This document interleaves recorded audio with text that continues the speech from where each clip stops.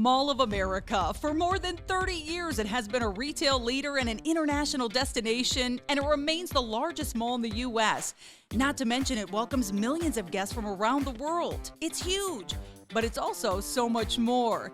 In this podcast, you're going to hear the real stories of how it started and why it continues to thrive. You'll hear about challenges we faced along the way and what you can learn from them.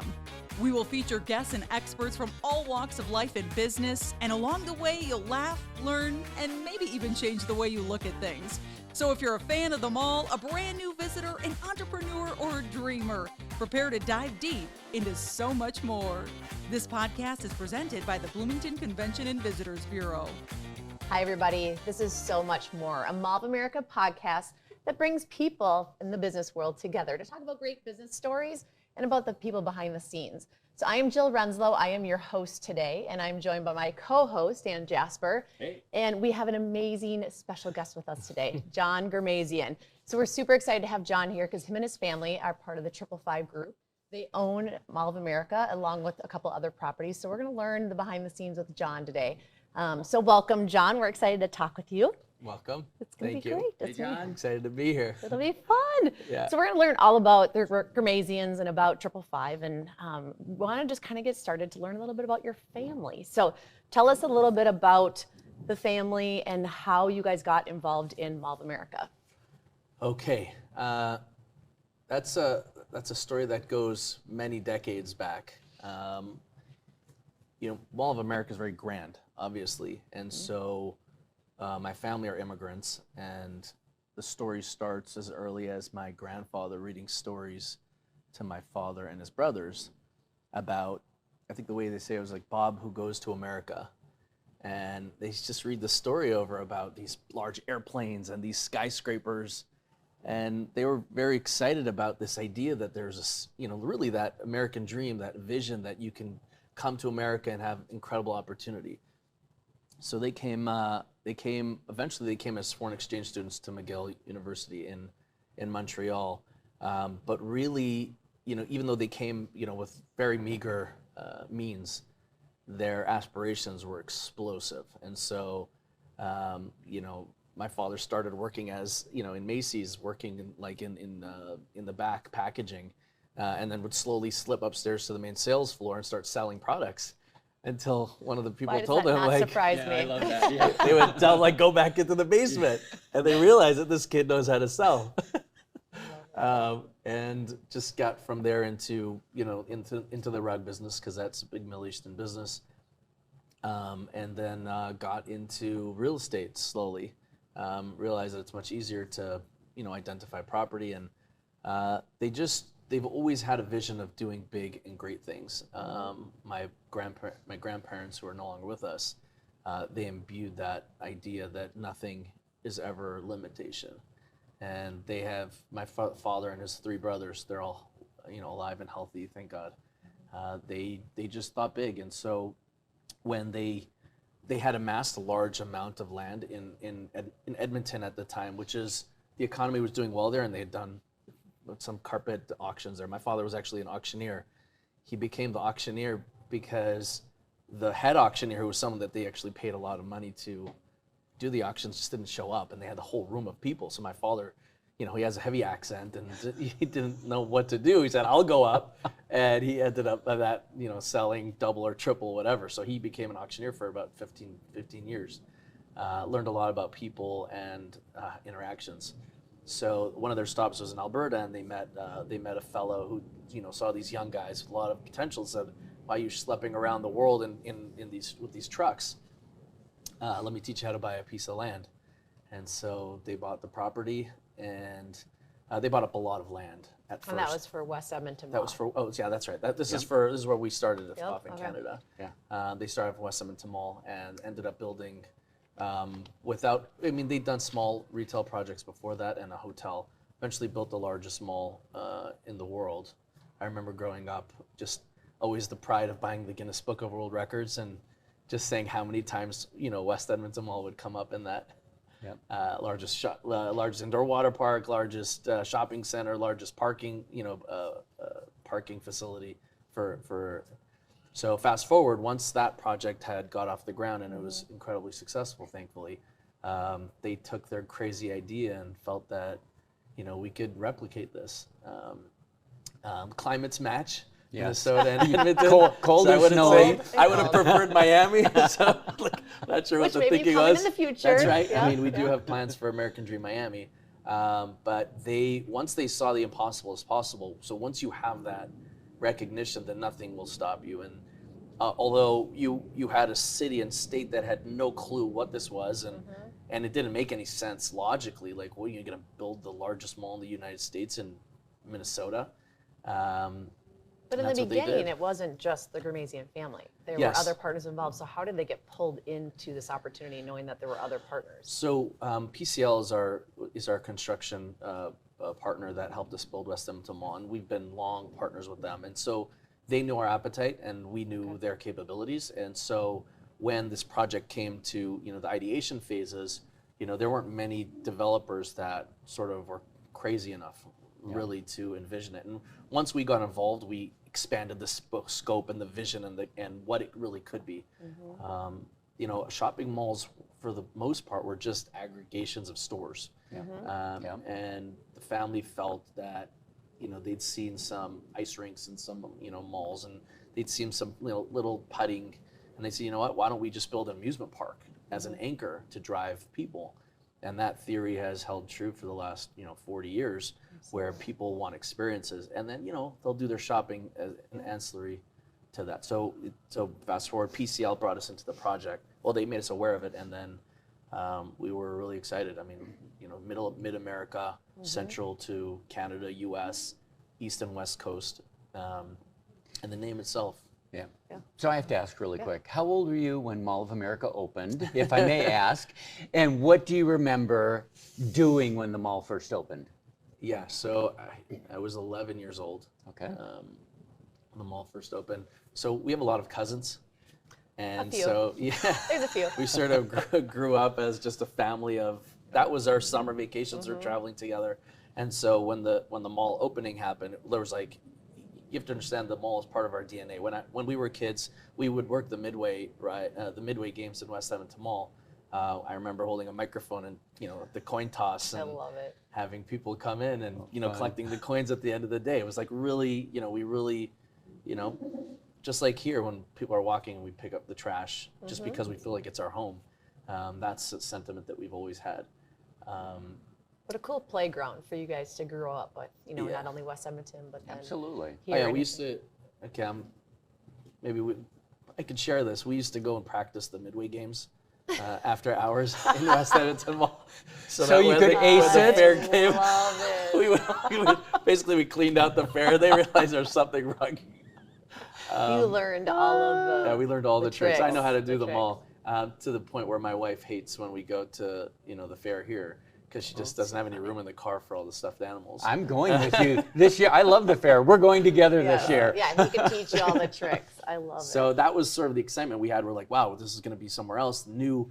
And when we came, it was just very grand. I remember Mall of America, it was already a few years, West Edmonton Mall was already a few years old, but there was such a newness and the freshness. And I remember there was an arcade up on the 4th floor, and there was a gentleman, he told me years after, it was his father, I just met him now recently, and I told him, I said, your father gave us each a bag of tokens.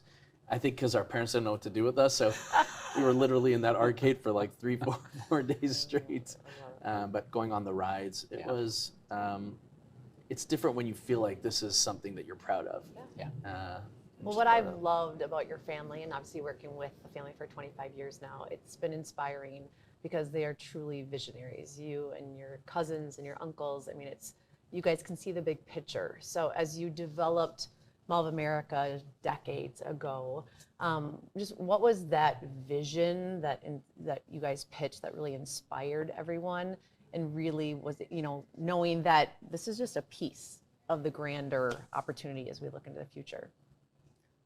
Well, that's a good question. My uncle father should be interviewed for that question, but I guess as a bystander, their philosophy is human experience. They believe that people just want to live and experience life in a holistic way.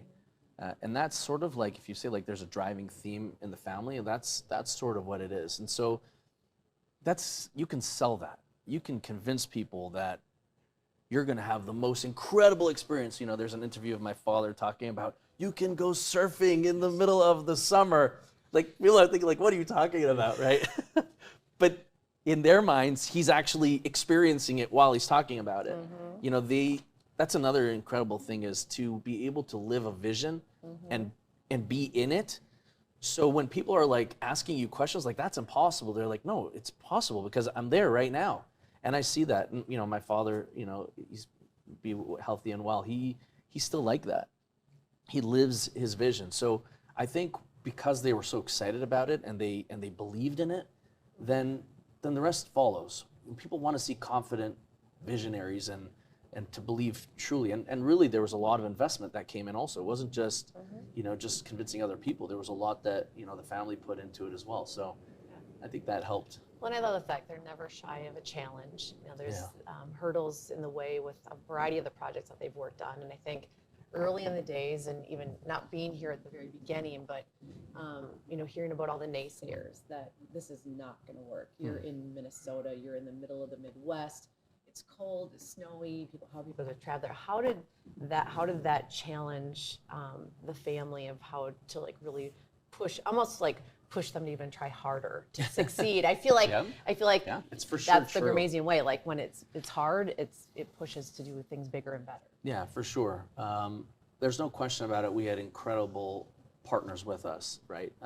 Rudy Perpich was one of them who bought into the vision early on, and without his help and many of the other, you know, council members and city people and even community members that just, they believed something bigger could be done. So we couldn't have done it without them. But they really were tagging on to this idea.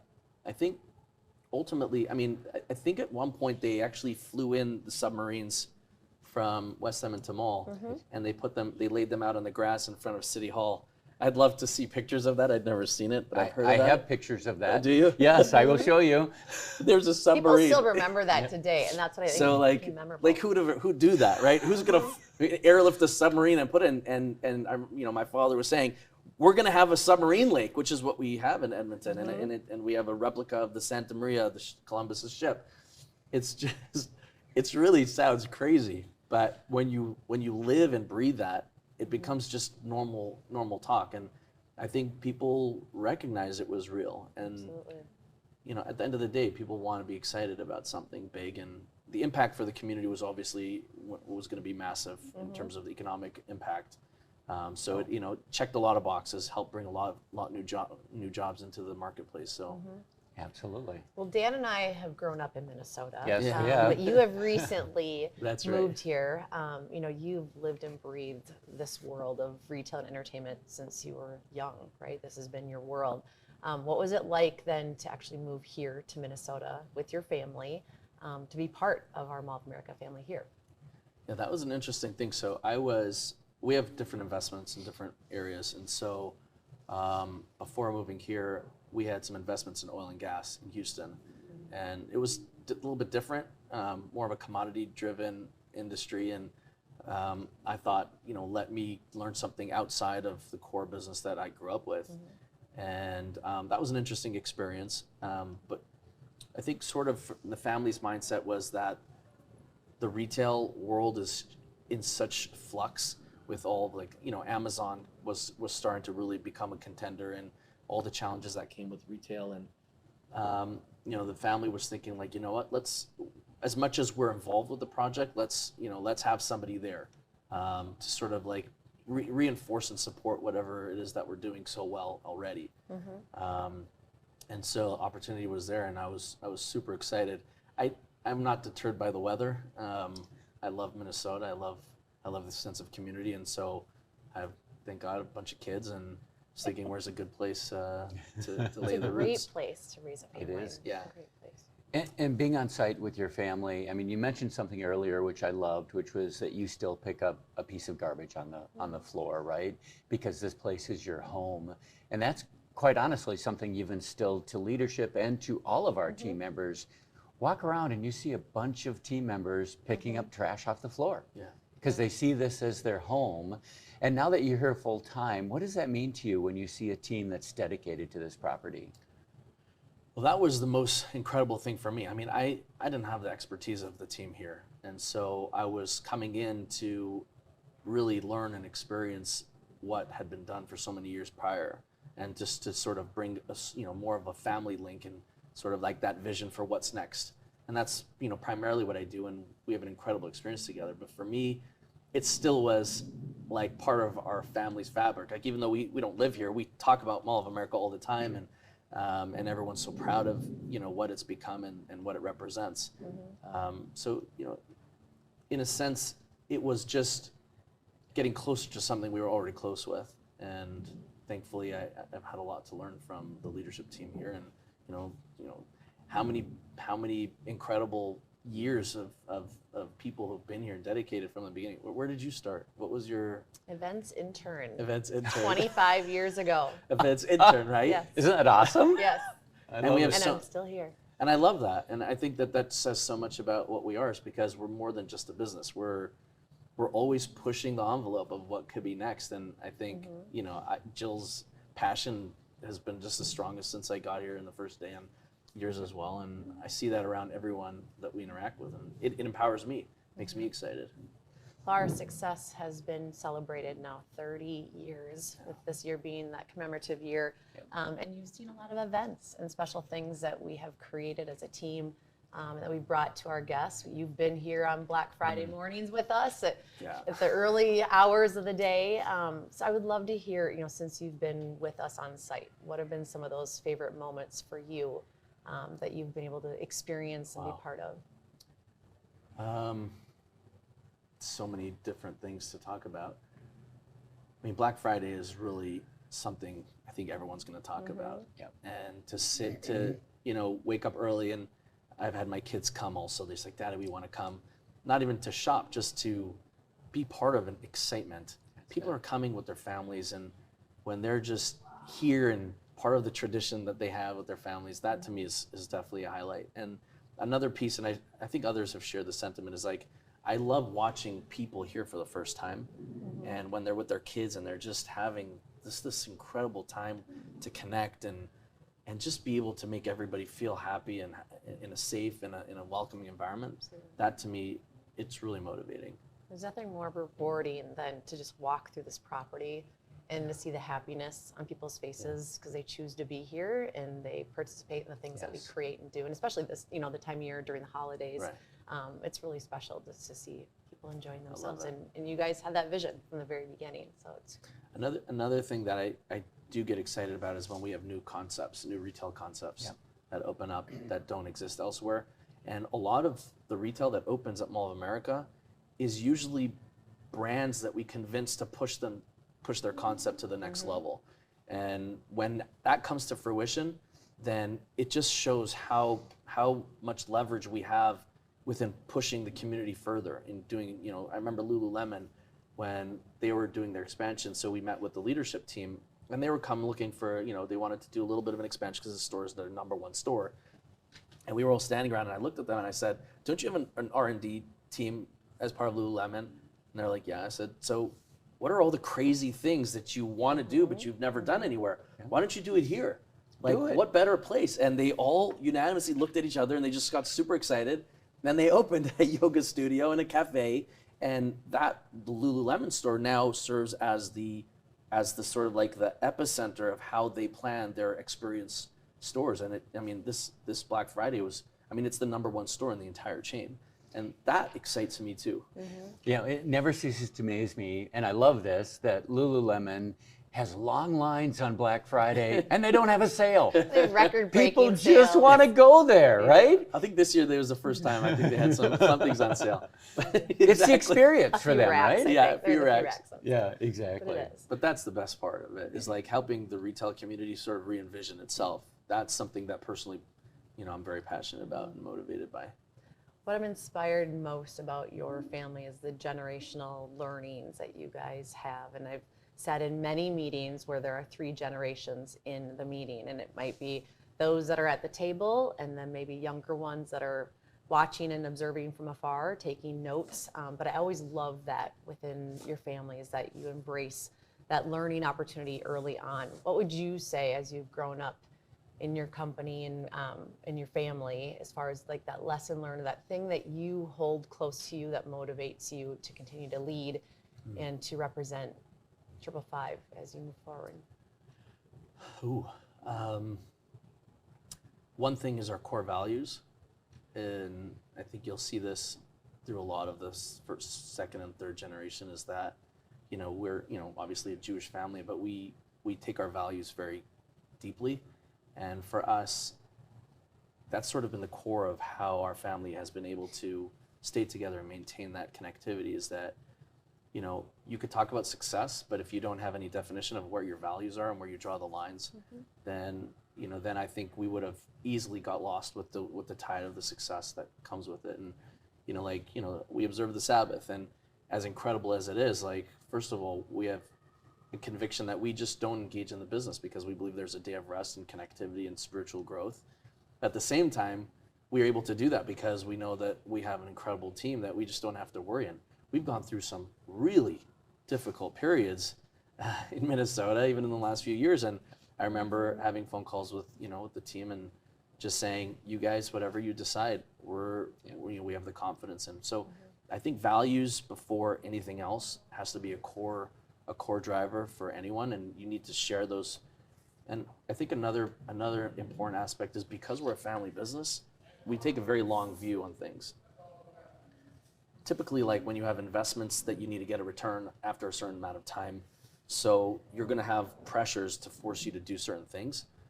I think because we are long and intergenerational in terms of our view, we're able to weather the storms and not get too excited by the lows and not too excited by the highs, because really this is going to be something that we're going to hopefully maintain and make even more successful over the years.